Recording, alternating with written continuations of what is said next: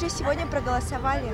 Да, обязательно. Я сделал свой выбор, исполнил свой гражданский долг и надеюсь и уверен, что этот выбор правильный. И не только я сам, но и своих домочадцев стараюсь, чтобы обязательно делали свой выбор. Какие проблемы в первую очередь должен решать мэр Якутска в ближайшие 5 лет? Ну, вопросов нерешенных, которые накопились там несколькими десятилетиями, конечно, очень много. Защита местного населения, чтобы цены на квадратный метр жилья снижались, это обязательно. Ну и, конечно же, это коммунальные услуги, очистка города, выборы, это политическая борьба, да.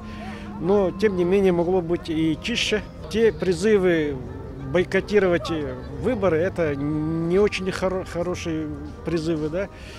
И я считаю, что каждый гражданин должен ходить на выборы и обязан, по крайней мере, выбрать того мэра, который его удовлетворяет. Для чего? Для того, чтобы потом уже спрашивать с того, кого выбирал.